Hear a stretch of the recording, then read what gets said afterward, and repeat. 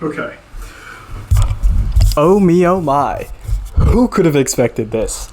Okay, you could kind of expected this. Microsoft has been hiring a lot of people ever since Xenoblade 3 released, and even during its development as well. But I just got back home from work. I gotta stop watching these directs during lunch, because it tanks my productivity for the rest of the day. And, of course, no one knows how to drive today. It's a sudden downpour, traffic. It took me like 40 minutes, 50 minutes to get home. But, no matter. New Xenoblade. Alright. I kind of want to go over the DLC stuff first, because, they came out with it. They're making a whole new Nintendo Switch edition? I mean, I guess. Hold on, okay. What to say? I was not expecting this. Dude, it looks hollow. Okay, we'll get to that later. But I was not expecting news from Monosoft. I mean, obviously I mentioned they were hiring a lot earlier, but a whole new Xenoblade game.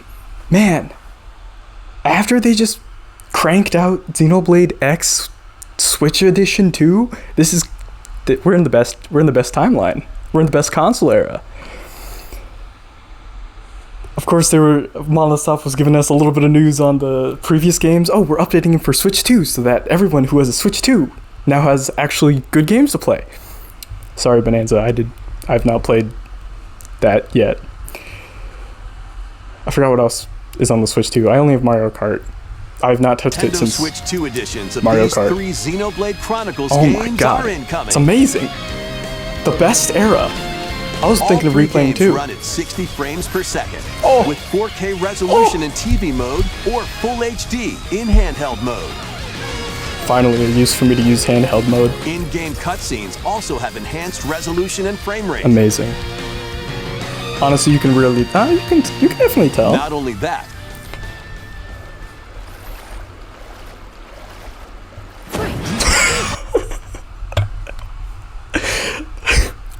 So absurd. Why did they do that?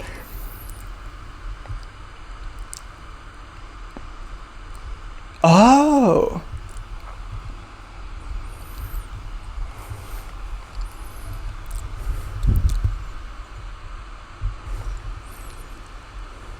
Okay, let's go back. Okay, this is good. We like this. This is what we expect. But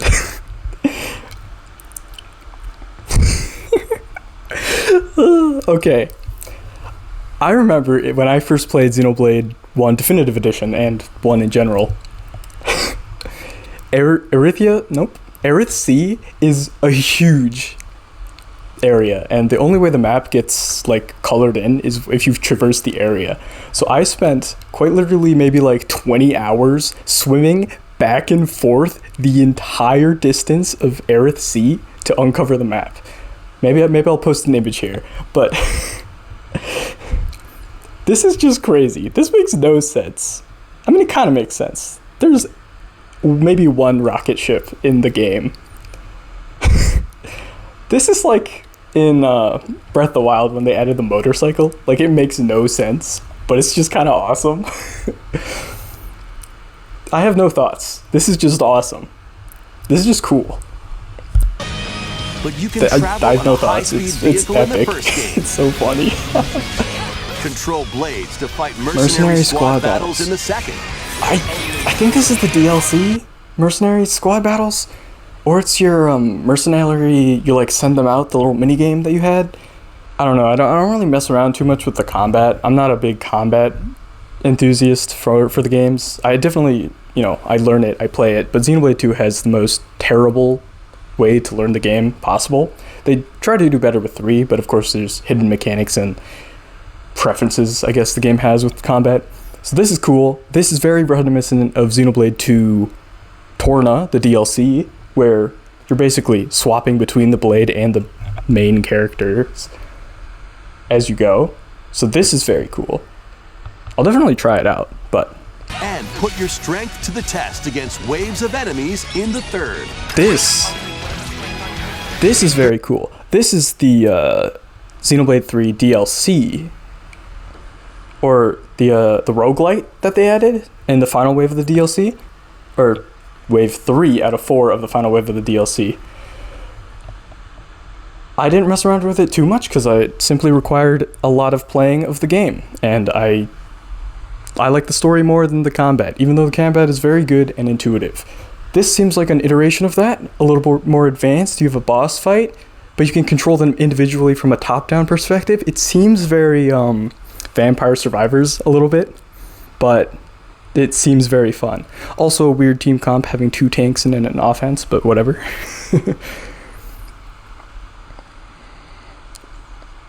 Yeah, it's Vampire Survivors.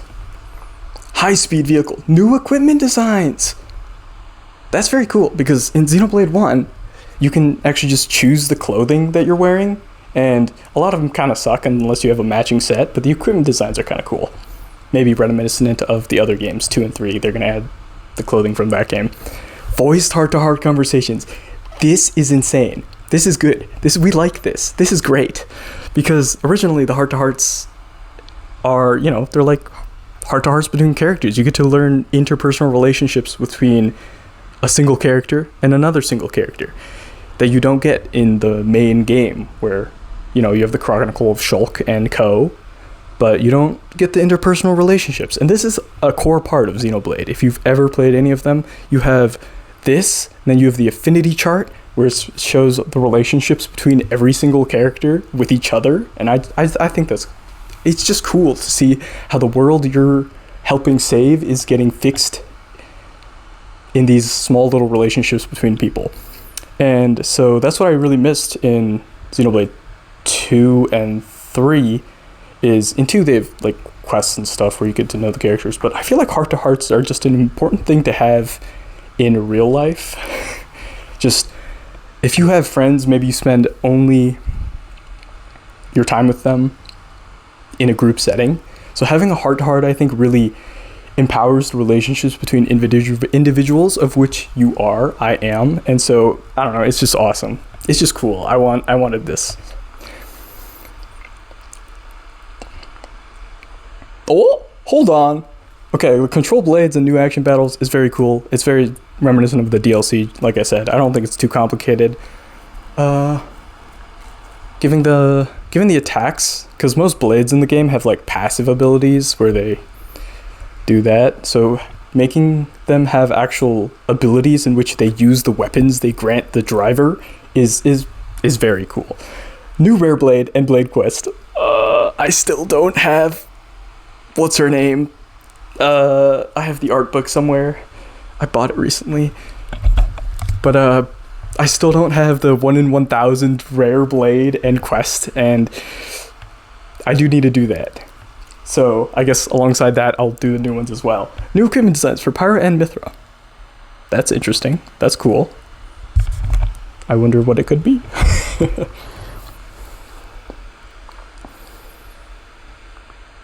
New defensive battles against waves of enemies. Okay, so this is what they were saying. It is Vampire Survivors. New hero. A new hero quest. I wonder if maybe this hero has ties with the new Xenoblade game, perhaps. And also, newly voiced event scenes. Incredible. Amazing. Of course, in the DLC, we got reunited with Shulk, Rex, and I would like to say Ko, but there is no Ko no longer. But the new voiced event scenes featuring Noah and Mio are just great, I'm sure. Yeah. Flexing my amiibo.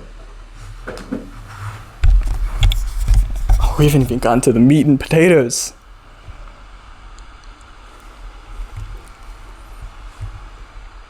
Oh, today.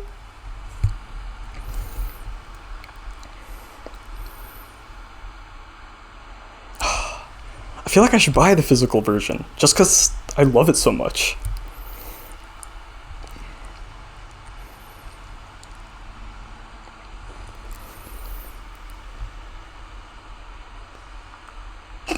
Okay, we don't need to go to the Lego drama. Okay.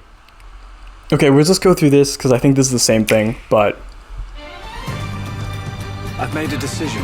Oh, he's British? I will pursue that faced Mechon.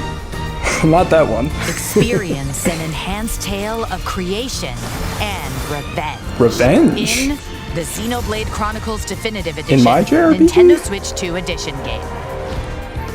Play at 60 frames per second. Oh, with amazing. 4K resolution in TV mode. Oh, it does look so clean. Or Full HD in handheld mode. You know, I never got to fight the super bosses in In-game this game, cutscenes but also I kind of want have to. enhanced resolution and frame rate. Oh, it looks so nice.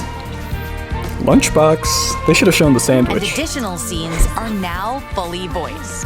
We cannot won't leave home again. Yes! Another step and you shall not be seen tomorrow. Not Jenna! only that, Oh my god. but a new vehicle called the Ether Jet has been added. Oh. With it, you can travel Wait, across the hold open on. world at That's high awesome. speed. Be careful though, some enemies might still be able to catch you. Wait, that's awesome. Using the Ether Jet, Looking for someone? Let's go, baby! you can race to collect Racing? crystals and score Oh attacks. my god. Hold on. Hold on. We're gonna play Yeah, this. that's right! Or try to beat your party members to the finish line in battle What races is around this? the world. This is awesome. There's also new equipment with designs to complement the Ether Jet. Oh. Okay, so wait, that looks like a Shara. The future connected epilogue also features enhanced resolution Amazing. and frame rate. And the Ether Jet too. Oh my god. Okay, I gotta play this. I love Mario. I love me The some digital Mario version Kart. of Xenoblade Chronicles Definitive Edition, Nintendo Switch 2 Edition, is available now on Nintendo eShop. Wait, it's available Nintendo now? Switch 2 players who already have Xenoblade Chronicles Definitive Edition on Nintendo Switch can upgrade to the Nintendo Switch 2 Edition by purchasing the upgrade pack. Upgrade pack. I should get the upgrade pack. I should get the physical one. Okay. That was amazing. That was great. I kind of love that. Okay, we're going to the meat and potatoes. 2 minutes, 33 seconds? Okay, first impressions. It looks like a standard JRPG world. Okay, when they moved from the direct and they're like, new Xenoblade, I was like, what? I was a bit flabbergasted. I mean, it's about time, but also, I don't know, Monosoft is amazing. But like, this sort of city is never before seen in every Xenoblade game. Monosoft has really improved in leaps and strides game after game, and it's kind of incredible. Do I see a Colosseum type area? And of course some mystical looking big monolith. Wait. は世界の源である。 Minamoto. Okay, Japan fact. Minamoto is this kanji right here, and it's like a... Japan has a lot of words for origin, like Nihon, the hon part means origin. Of course, there's Jurai, which is like former times. That's not a synonym. But Minamoto is like a very specific, like, I don't know. I've rarely see it used. Water. Okay, this is another thing that I was, hold on. That's Erythea. No, that's Leftheria Archipelago. Oh, that's Leftheria Archipelago. This is probably something from Xenoblade 1. That's a pirate ship. We like pirate ships here. Hold on. Okay, so I was thinking about this earlier, but of course I watched it earlier. There's like a whole Inception thing going on, and I feel like at this point it feels like Monosoft is like, oh, we'll just reuse our assets from previous games. But it's like they're reinventing the wheel. Every single time, there's a new world, there's a new characters, there's kind of the similar gameplay mechanics, but they're still brand new. They're really reinventing the wheel every single time, and it's amazing to see. Water. 水も火も Oh my god. Dude, this is crazy. It's kind of got this like edginess to it in some of the designs on the side. Of course, you have your standard the Xenoblade, as my friend calls it, of just big thing with arc. Of course, you have the I'm a fake fan. I don't know what they're called. You know, you have these guys. They now have horns. Oh, dude, the way the world just curves upward is incredible. It's like the opposite of flat Earth. It's like opposite of round Earth, but like round on the inside. Maybe, theory, you have a world and it's like inside of the circle. And they mention later that there's 6 suns. 6 suns. 6 characters. Ouroboros. But, yeah, they have a world on the inside. Maybe there's a world on the inside and like a underworld or like a backwards world on the outside. Like a typical Earth. Wind, of course. Your standard elements. We'll go back.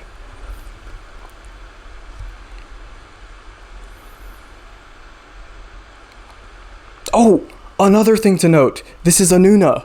This is, well, if you've ever heard in Xenoblade 3, the sisters, there's 2 sisters. One of them sings the, Mobius theme, the foe, the big enemy in Xenoblade 3. One of them sings the hero's theme, the motif, the leitmotif, throughout the game.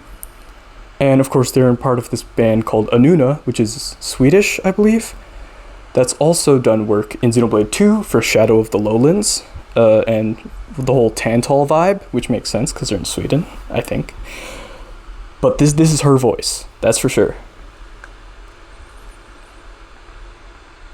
Hold on. This looks very reminiscent of Torgoth's architecture. Maybe a little bit, maybe the roofs. But the characters the world seems so much more fleshed out. It seems, man, it's crazy. I'm looking at this scene right here. You can see like a whole different continent over there. I remember I watched Chugga Conroy's very first Let's Play of Xenoblade Chronicles, and he describes in one of the very initial episodes of, you see that point over there, that point so far above, so high above. You can go there. That's Xenoblade. They brought that over with Xenoblade X. They got that vibe with Xenoblade 2. Xenoblade it's just, the scale is massive. It makes you feel like you can rule the world. But of course, this feels like a standard-ish JRPG type vibe. Of course, this guy has big ears. I don't remember who has big ears. I thought earlier that it was the Hyentia, like Melia, but I, of course, was wrong. They have big wings. But, yes. Okay. This seems, on the left here, this seems like Kevesi armor from Xenoblade 3. The rest of him kind of seem like, is that a dojo circle? That seems like the character from Nier Reincarnation. It seems like there's still a bunch of different races in this game. You have your more human characters, you have the more gray characters like the Mechons, or not the Mechons, the Machina in Xenoblade 1. And of course you have like this area, which is very reminiscent of Xenoblade 1's Colony 9. Daichi. Okay, anima. This is a new term in the Xenoblade universe. Anima. It seems very typical. It seems very JRPG. Anima, I've probably heard it before. But in Xenoblade, it's like ether.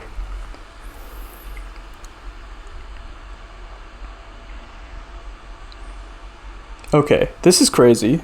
This is war. We don't like war, but fortunately it exists. And in Xenoblade it exists. It's very weird. They have real metal weapons and not blades like in, well, Xenoblade 2 and 3. It feels much more like a world like ours, but they have a trebuchet. Very cool. Okay. The animations seem very reminiscent of Xenoblade 3's opening cutscene. Hold on. This is like, ignore the feet. Hold on. Look at the Titan.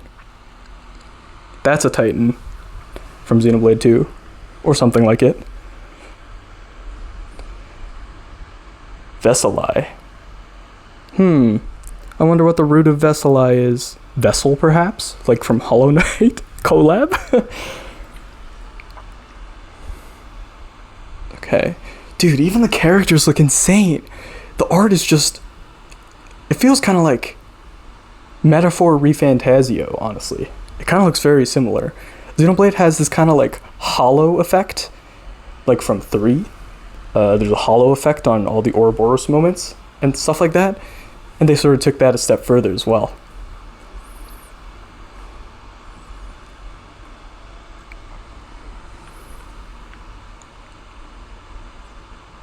Does she have an accent?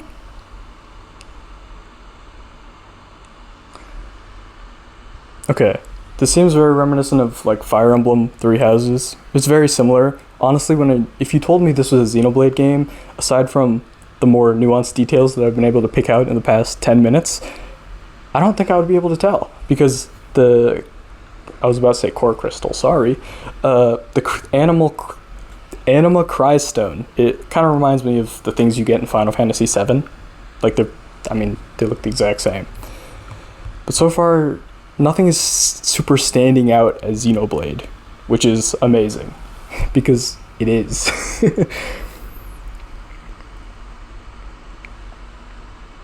Hold on. It records the bearer's thoughts and actions? Like what? A computer? I'm not gonna spoil that if nobody watching has played Xenoblade 2 or 3 or 1.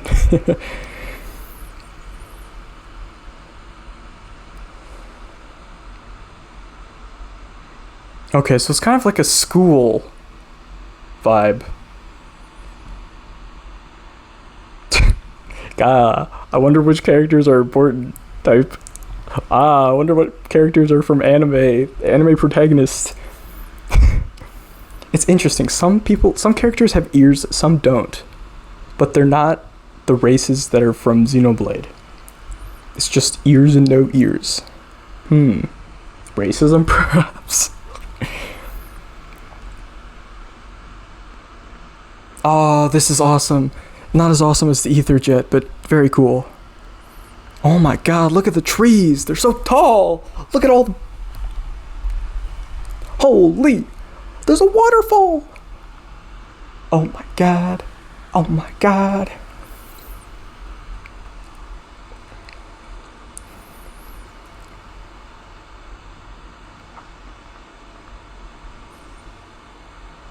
Okay, can I be honest?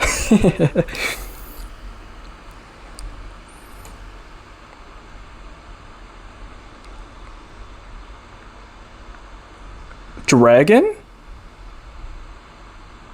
Is that a crater I see? Something built in the crater? Dragon.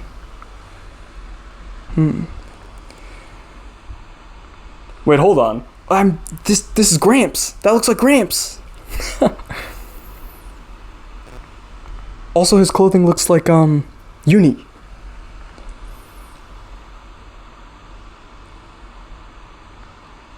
Okay, so we got some class action. She says inaka, which means the countryside in Japanese. So of course we got some rich hoity-toity fellows. But it seems like maybe they might join hands together. I don't know.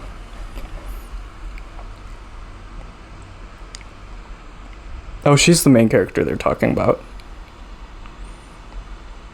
She's creepy.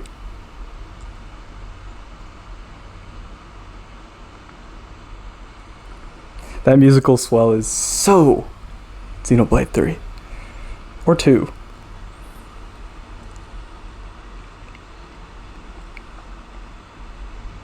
Hold on.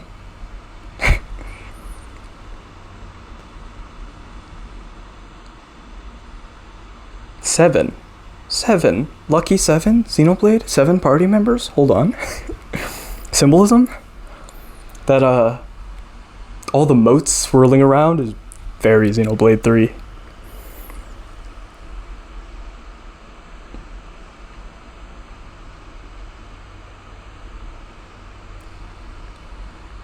This is incredible to look at. This is like it. this is just incredible to play. Because in Xenoblade 3, Xenoblade X, whatever, of course, it's a massive land. There's no cutscenes in between when you're walking from coast to coast. There's no waiting times, there's no loading times. This is something Monosoft has done in the past, and I'm sure it just feels incredible, especially with the new mounts that you get, just roaming around the wastes. It's just incredible. It would be an incredible feeling.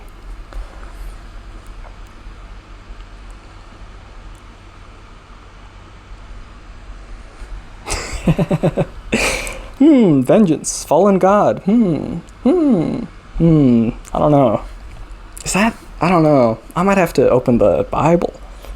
Do I have it here? I don't. I do. I don't. I don't.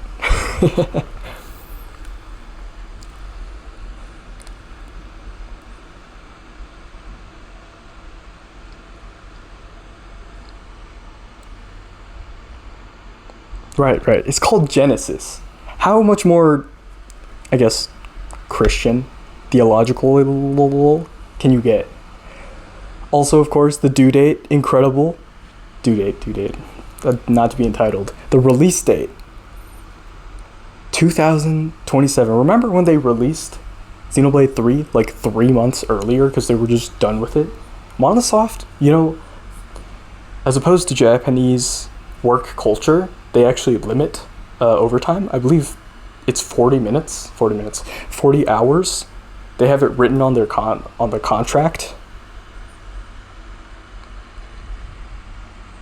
I remember reading some of Monosoft's like hiring documents because I could, and they post it on Twitter. They post their hirings on Twitter. So I remember that really stuck with me because I'm like, you can create such beautiful works without overworking, just for the love of the game, with pure skill, crafted through like 20 years, even before Nintendo, when they were with Square. Incredible. Amazing. Man, I'm just excited. I could theory craft and I could... Oh, dude, they know how to make a title screen. Like, it's a Xenoblade game when they have big thing in back, grassy area in front. It's like, it is the spirit, the core, and the soul of the Xenoblade series, and it is amazing.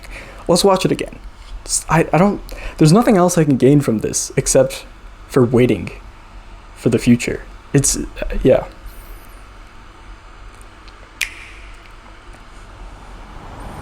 Rating pending.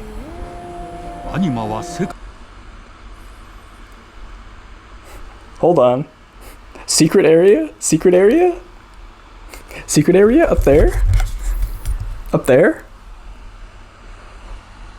Secret area, special zone. Fantastical view. Zeki.